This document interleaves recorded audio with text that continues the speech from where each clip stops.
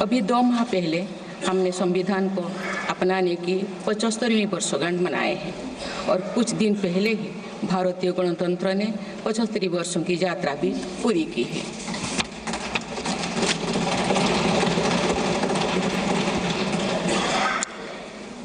ये अवसर लोकतंत्र की जननी के रूप में भारत के गौरव को नई ऊंचाई देगा। मैं सभी देशवासियों की तरफ से बाबा साहेब आम्बेडकर समेत सभी संविधान निर्माताओं को नमन करती हूँ। माननीय सदस्यगण, इस समय देश में महाकुंभ का ऐतिहासिक पर्व भी चल रहा है। महाकुंभ भारत की सांस्कृतिक परंपरा का, भारत की सामाजिक चेतना का पर्व है। देश और दुनिया से आए करोड़ों श्रद्धालु प्रयागराज में पूर्ण स्नान कर चुके हैं। मैं मोनो अमावस्या के दिन हुई हादसे पर अपना दुख व्यक्त करती हूँ। घायलों के शीघ्र स्वस्थ होने की कामना करती हूँ। कुछ दिन पहले ही हमने देश के पूर्व प्रधानमंत्री डॉक्टर मनमोहन सिंह जी को खोए हैं। मनमोहन सिंह जी ने 10 वर्ष तक प्रधानमंत्री के रूप में देश की सेवा की। वे लंबे समय तक संसद के सदस्य भी रहे। मैं मनमोहन सिंह जी को भावभीनी श्रद्धांजलि अर्पित करती हूँ।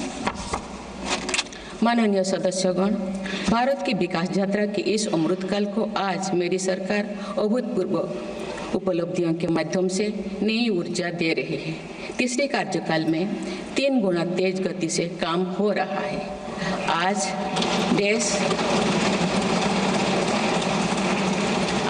देश बड़े निर्णयों और नीतियों को असाधारण गति से लागू होते देख रहा है और इन निर्णयों में देश की गरीब, मध्यम वर्ग, युवा, महिलाओं, किसानों को सर्वोच्च प्राथमिकता मिली। मेरी सरकार ने तीसरे कार्यकाल में सभी के लिए आवास के उद्देश्य की पूर्ति के लिए ठोस कदम उठाए हैं। प्रधानमंत्री आवास योजना का विस्तार करते हुए 3 करोड़ अतिरिक्त परिवारों को नए घर देने का निर्णय लिया गया है। इसके लिए 5,36,000 करोड़ रुपया खर्च किए जाने की योजना है। मेरी सरकार गांव में गरीबों की उनकी आवासीय भूमि का हक देने और वित्तीय समावेशन के लिए प्रतिबद्ध है। इस दिशा में स्वामित्व योजना के अंतर्गत अब तक 2 करोड़ 25 लाख स्वामित्व कार्ड जारी किए गए। इनमें से करीब 70 लाख स्वामित्व कार्ड पिछले 6 महीने से जारी किए। पीएम किसान सम्मान निधि के तहत करोड़ों किसानों को पिछले महीने में 41,000 करोड़ रुपया की राशि का भुगतान हुआ है। जनजातीय समाज के 5 करोड़ लोगों के लिए धरती व जनजातीय ग्राम उत्कर्ष अभियान प्रारंभ हुआ है। इसके लिए 80,000 करोड़ रुपये का प्रावधान किया गया है। आयुष्मान भारत योजना के अंतर्गत 70 वर्षों और उससे अधिक उम्र के 6 करोड़ वरिष्ठ नागरिकों को स्वास्थ्य बीमा देने का फैसला हुआ है। इन्हें हर वर्ष 5 लाख रुपए का हेल्थ कवर मिलेगा। छोटे उद्यमियों के लिए मुद्रा ऋण की सीमा 10 लाख रुपये से बढ़कर 20 लाख रुपया कर दी गई। मेरी सरकार ने युवाओं की शिक्षा और उनके लिए रोजगार के नए अवसर तैयार करने पर विशेष फोकस किया है। मेधावी छात्रों को उच्च शिक्षा में वित्तीय सहायता देने के लिए पीएम विद्यालक्ष्मी योजना शुरू की गई है। 1 करोड़ युवाओं को शीर्ष 500 कंपनियों में इंटर्नशिप के अवसर भी दिए जाएंगे। पेपर लीक की घटनाओं को रोकने और भर्ती में पारदर्शिता सुनिश्चित करने के लिए नया कानून लागू किया गया है। सहकार से समृद्धि की भावना पर चलते हुए सरकार ने त्रिभुवन सहकारी यूनिवर्सिटी की स्थापना को प्रस्ताव स्वीकृत किया है। सरकार ने प्रधानमंत्री ग्राम सड़क योजना के 4थे चरण में 25,000 बस्तियों को जोड़ने के लिए 70,000 करोड़ रुपया स्वीकृत किए।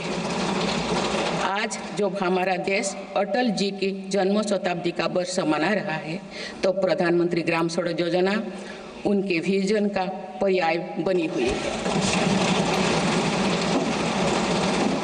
देश में अब 71,000 वंदे भारत, अमृत भारत और नमो भारत ट्रेन चल रही है, जिनमें पिछले 6 माह में ही 17 नए वंदे भारत और एक नमो भारत ट्रेन को जोड़ा गया है। वन नेशन वन इलेक्शन और वक्फ अधिनियम संशोधन जैसे कई महत्वपूर्ण विषय पर भी सरकार ने तेज गति से कदम आगे बढ़ाए हैं। माननीय सदस्यगण, मेरी सरकार के 1 दशक के कार्यकाल ने विकसित भारत की यात्रा को नई ऊर्जा दी है। विकसित भारत के विजन में जन भागीदारी का सामूहिक सामर्थ्य है, देश की आर्थिक उन्नति का रोड मैप है, डिजिटल क्रांति के रूप में टेक्नोलॉजी की ताकत है और आधुनिक इंफ्रास्ट्रक्चर आधार भी है। मेरी सरकार के प्रयास के बल पर भारत दुनिया की तीसरी सबसे बड़ी अर्थव्यवस्था बनने जा रही है। विकसित भारत की उड़ान को हमारे संविधान के आदर्शों का सतत मार्गदर्शन मिलता रहे, इसके लिए सरकार ने सेवा, सुशासन, समृद्धि और स्वाभिमान इन प्रमुख सिद्धांतों को गवर्नेंस के केंद्र में रखा है। सरकार रिफॉर्म, परफॉर्म और ट्रांसफॉर्म के अपने संकल्पों को तेज गति से आगे बढ़ा रही है। मेरी सरकार का मंत्र है सबका साथ, सबका विकास, सबका विश्वास और सबका प्रयास, और इस मंत्रों का एक ही लक्ष्य है, विकसित भारत का निर्माण। माननीय सदस्यगण, जब देश के विकास का लाभ अंतिम पायदान पर खड़े व्यक्ति को भी मिलने लगता है तो भी विकास सार्थक होता है। मेरी अंत्योदय की वह भावना है जिसके प्रति मेरी सरकार संकल्पित रही है। गरीब को गरिमापूर्ण जीवन मिलने से उसमें जो सशक्तिकरण का भाव पैदा होता है और गरीबी से लड़ने में उसकी मदद करता है।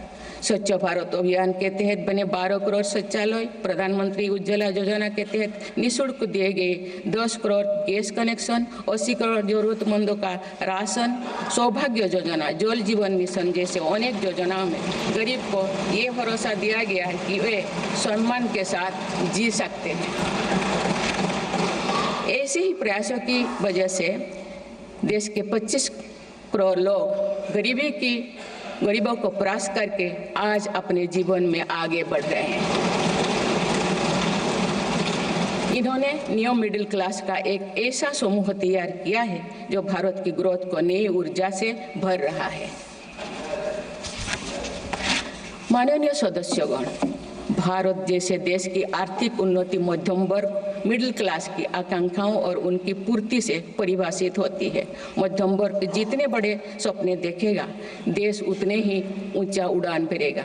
मेरे सरकार ने मुक्त स्वर से मध्यम वर्ग के योगदान को न केवल स्वीकारा है बल्कि हर मौके पर उसे सराहा भी है।